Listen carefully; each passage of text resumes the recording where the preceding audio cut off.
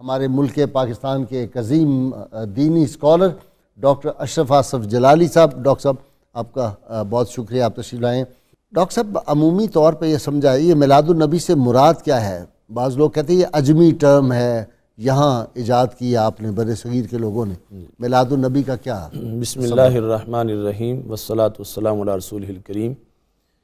میلاد النبی صلی اللہ علیہ وسلم تو لفظ ہی عربی ہے، اور ایسے ہی مولد النبی صلی اللہ علیہ وسلم بھی استعمال کیا جاتا ہے، اور اس پر عربی میں بے شمار کتابیں لکھی گئی ہیں، اور عربوں نے اس کو باقاعدہ طور پر اس کا انعقاد کیا ہے. اس سے مراد یہ ہے کہ رسول اللہ صلی اللہ علیہ وسلم کی آمد کے وقت کا تذکرہ کرنا، اور سید المرسلین حضرت محمد مصطفیٰ صلی اللہ علیہ وسلم کی آمد سے جو ہم پر اللہ کا احسان ہوا ہے، اس پر خالق کائنات جل جلالہ کا شکر ادا کرنا. ڈاکٹر صاحب لیکن لوگ کہتے ہیں کہ عیدیں تو دو ہی ہیں، جی جی عید الفطر اور عید الاضحیٰ، جی تو یہ عید میلاد النبی کیوں کہتے ہیں؟ یہ اصل اسلام میں کوئی ایسا تصور نہیں ہے کہ عیدیں صرف دو ہیں. اسلام میں متعدد عیدوں کا ذکر ہے. مثال کے طور پر نسائی شریف میں ایک حدیث کے اندر رسول اللہ صلی اللہ علیہ وسلم نے 5 عیدوں کا ذکر کیا. آپ نے فرمایا یوم عرفہ، یوم النحر و ایام التشریق عیدنا اہل الاسلام. اے اہل اسلام، 9 ذوالحج بھی عید ہے، 10 ذوالحج بھی عید ہے، 11 ذوالحج بھی عید ہے، 12 بھی عید ہے، 13 بھی عید ہے. تو 5 عیدوں کا تو یہاں اکٹھا ذکر کیا گیا. اس کے علاوہ جمعہ بھی عید کا دن ہے، اور پھر خود جو عید الفطر ہے وہ اس کے علاوہ ہے. عید کا مطلب کیا ہوتا ہے؟ عید کا لغوی معنی تو ہوتا ہے کہ لوٹ کے کسی تہوار کا آنا. تو باقی یہ 12 ربیع الاول تو لوٹ کے آتی ہے. جی جی. تو باقی جس میں جس قدر اللہ کا کوئی انعام ہوا ہے، اسی لحاظ سے اس دن کی عظمت ہے، اور پھر اس کو عید سے تعبیر کیا جاتا ہے. ڈاکٹر صاحب قرآن حکیم سے بھی اس کا ثبوت ملتا ہے، عید میلاد النبی کا، حدیث مبارکہ سے بھی؟ جی جی. قرآن مجید دیگر انبیاء کا بھی کوئی ہے، ان کی پیدائش کا ذکر بھی ہے قرآن مجید برہان رشید میں رب ذوالجلال کا فرمان ہے قل بفضل اللہ وبرحمتہ فبذالک فلیفرحوا. سبحان اللہ. اے رسول اللہ صلی اللہ علیہ وسلم، آپ ان لوگوں کو ارشاد فرما دیں کہ اللہ کے فضل اور اس کی رحمت کے حصول پر یہ لوگ خوشیوں کا اظہار کریں. ٹھیک. اب شریعت ہم سے یہ چاہتی ہے کہ کچھ مقامات ایسے ہیں جہاں شریعت نے خوشی کرنے سے روکا. لا تفرح ان اللہ لا يحب الفارحین. یہ وہ ہے کہ جس وقت کوئی گناہ کا موقع اور کوئی خوشی کرنا چاہے یا کسی غلط انداز میں خوشی کرے تو اس سے شریعت نے روک دیا. لیکن جب کوئی اللہ کا فضل اور احسان ہے اس پر باقاعدہ رب ذوالجلال نے خوشی کرنے کا ہمیں حکم دیا ہے، اور پھر اس کا طریقہ بھی یہ ہے کہ وہ انداز شریعت کے منافی نہ ہو. یہ دیکھیں نا، پیدائش، میلاد، مولود، پیدائش سے متعلق ہے. جی جی. کیا پہلے بھی کوئی ہے اس طرح کے ثبوت ملتے ہیں کہ پیدائش کا ذکر قرآن حکیم میں ہے؟ قرآن مجید برہان رشید میں حضرت یحییٰ علیہ السلام کا تذکرہ کرتے ہوئے یہ کہا گیا وَسَلَامٌ عَلَيْهِ يَوْمَ وُلِدَ. اچھا، کہ سلام ان پر جس دن وہ پیدا ہوئے. یعنی یہ پیدائش کے دن کے بارے میں قرآن حکیم کی آیت مبارکہ ہے. جی جی. کمال ہے جی. باقاعدہ یہ تو قرآن میں میلاد بیان ہو رہا ہے. اچھا، اور کس کا ہوا؟ حضرت عیسیٰ علیہ السلام وہ کہتے ہیں وَالسَّلَامُ عَلَيَّ يَوْمَ وُلِدْتُ. سبحان اللہ. سلام ہو مجھ پر جس دن میں پیدا ہوا. یعنی خود اپنا میلاد منا رہے ہیں. خود اپنا میلاد اور یہ تو قرآن پاک میں آ گیا ذکر منانے کا. حدیث میں بھی ہے. حدیث شریف میں ہمارے آقا صلی اللہ علیہ وسلم نے جب پیر کے دن کا ذکر کیا تو ہمارے آقا صلی اللہ علیہ وسلم نے فرمایا فیہ ولدت، اس دن میرا میلاد ہوا.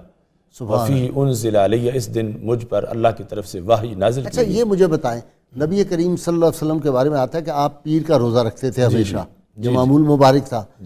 تو یہ کہیں یہ تو نہیں ضعیف حدیث میں آتا اور حدیث کی کتابوں میں نہ ہو؟ یہ تو مستند احادیث میں ہے کہ رسول اللہ صلی اللہ علیہ وسلم پیر کے دن کا روزہ رکھتے تھے، اور اس کا سبب بھی یہ بیان کیا کہ میں روزہ کیوں رکھتا ہوں. صحابہ نے پوچھا؟ جی. ان کے دریافت کرانے پہ؟ جی جی. اچھا، کیا رسول اللہ صلی اللہ علیہ وسلم سے آپ نے جس وقت روزے کے بارے میں پوچھا گیا، دریافت کیا صحابہ نے؟ جی ہاں جی.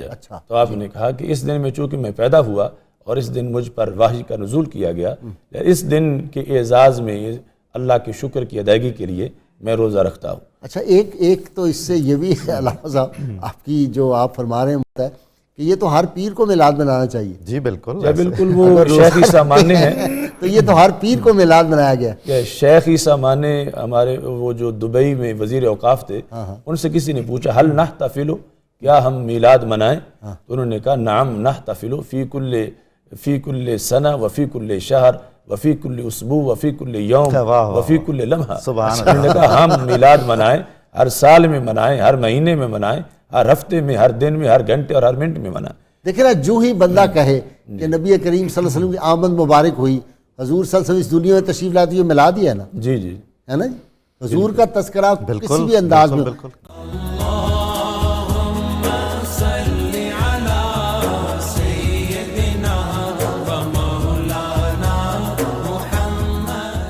ویلکم بیک ناظرین کرام، ہم ذکر کر رہے تھے میلاد النبی اور عید میلاد النبی صلی اللہ علیہ وسلم کا. ڈاکٹر صاحب، احادیث میں اور کیا صحابہ نے بھی منایا؟ لوگ یہ سوال پوچھتے ہیں کہ اب یہ شروع ہو گیا ہے، نعوذ باللہ، اور بعض سمجھ کی بات ہوتی ہے. میں کسی کو ایکیوز نہیں کرتا، یعنی یہ نہیں کہنا چاہیے کہ فلاں آدمی جو ہے وہ ہم سخت لفظ استعمال کریں. دیکھیے سمجھ کی بات ہے، کچھ لوگوں پہ کرم ہوتا ہے، ان کو سمجھ آ جاتی ہے، بعض کو نہیں سمجھ آتی، تو ہمیں بڑے محبت اور پیار سے ان کو سمجھانا چاہیے کہ یہ نعوذ باللہ کوئی بدعت نہیں ہے، یہ تو دن شاعر اللہ ہے، اللہ کی نشانیوں میں سے ایک نشانی. یہ فرمائیں کہ صحابہ نے ملایا میلاد. اس سلسلے میں صحیح مسلم شریف میں بڑی مستند حدیث موجود ہے. جی، بہقی نے اس کو شعب ایمان کے اندر بھی ذکر کیا ہے کہ ایک موقع پر مسجد نبوی شریف میں ایسا ہی اجتماع منعقد تھا، تو ہمارے آقا صلی اللہ علیہ وسلم جب وہاں تشریف لائے تو آپ نے صحابہ کرام رضی اللہ تعالی عنہم سے پوچھا ما اجلسکم، یہ جلسہ کیسا ہے، یعنی کس محبت نے تمہیں بٹھا رکھا ہے، موضوع سخن کیا ہے. وہ تو فرش پہ بیٹھ کے عرش کی خبریں دیتے ہیں، سبحان اللہ. لیکن آپ کے پیش نظر حکمتیں یہی تھیں کہ آج ہمارے لیے سے میرے صحابہ جو جواب دیں گے میں تصدیق کروں گا، تو وہ قیامت تک کے لوگوں کے لیے ایک جواب بن جائے، تعلیم بن جائے، تعلیم ان کی ہو جائے گی. تو ہمارے آقا صلی اللہ علیہ وسلم نے جب یہ پوچھا تو صحابہ کرام رضی اللہ تعالی عنہم نے جواب دیا کہ جلسنا ندعو اللہ ونحمدہ علی ما ہدانا لدیننا ومن علینا بک.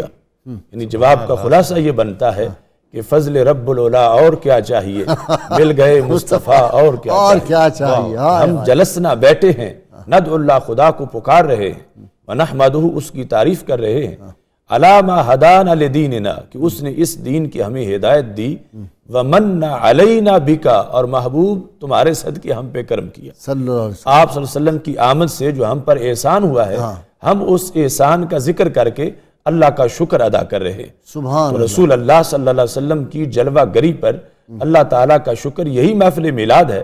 صحابہ کرام رضی اللہ تعالیٰ عنہم جب اس موضوع کی محفل کا انعقاد کر رہے تھے، وہ جلسہ نہ فضائل نماز کا تھا، نہ مسائل زکوٰۃ کا تھا، کہ رسول اللہ صلی اللہ علیہ وسلم کی آمد پر اللہ کے شکر کی ادائیگی کا جلسہ تھا. تو ہمارے آقا صلی اللہ علیہ وسلم نے جب یہ جواب سنا تو آپ صلی اللہ علیہ وسلم نے صحابہ سے باقاعدہ اس پر حلف لیا کہ واقعی تم اس مقصد کے لیے بیٹھے ہوئے تھے. تو صحابہ کرام رضی اللہ تعالیٰ عنہم نے باقاعدہ قسم اٹھائی، واللہ ما جلسنا الا لذالک، خدا کی قسم ہم اسی مقصد کے لیے بیٹھے ہوئے تھے، ہمارا اور کوئی مقصد نہیں تھا. اس پر ہمارے آقا صلی اللہ علیہ وسلم نے صحابہ کرام رضی اللہ تعالیٰ عنہ سے جو حلف لیا، چونکہ اس پر بھی کہہ سکتا تھا کہ اگر انہیں پتا تھا تو حلف کیوں لے رہے تھے، اگر اتنا علم تھا تو آپ نے اسی محفل میلاد میں اس اعتراض کا جواب بھی دیا. فرمایا لم استحلفکم تہمہ، جو میں نے آپ سے حلف لیا ہے وہ شک کی بنیاد سے حلف نہیں لیا، مجھے یقین تھا کہ جو تم نے بتایا واقعے کے مطابق وہی ہے، لیکن اصل میں تمہارا ایک انعام آیا ہوا تھا میرے پاس، میں اس کو بانٹنے سے پہلے تم سے اقرار کروا رہا تھا.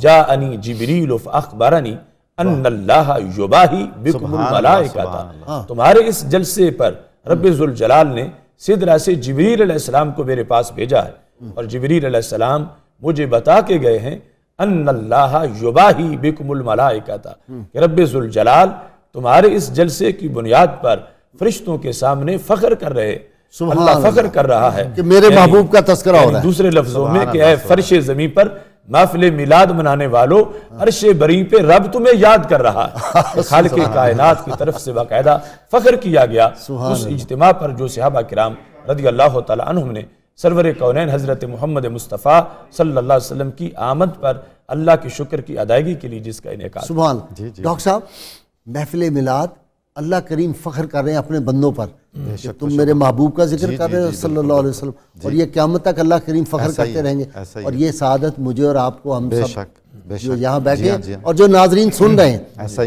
ان پہ بھی اللہ کریم اسی طرح فخر کر رہے ہیں جو محبت سے سنے گا۔ میں جو ایک برباد تھا آباد رکھا ہے مجھے۔ ڈاکٹر صاحب آپ تو بہت بڑے شاعر ہیں، میں ٹوٹے پھوٹے کبھی بہت خوشی کہا کہ میں جو ایک برباد تھا آباد رکھا ہے مجھے، اور عمر بھر عشق نبی نے شاد رکھا ہے مجھے۔ واہ سبحان اللہ۔ غازی کے دن اور غازی کی راتیں، اللہ کا ذکر اور محمد کی باتیں صلی اللہ علیہ وسلم۔ جی ڈاکٹر صاحب فرمائیں، صالحین امت، آپ نے صحابہ کا بیان فرما دیا، معمول یہ رہا۔ اچھا سیدنا صدیق اکبر تو کہتے ہیں کہ 12 ربیع الاول کو قربانی دیتے تھے، اونٹوں کی قربانی دیتے تھے اس خوشی کے موقع پر، یہ بھی میں نے پڑھا ہے کتابوں۔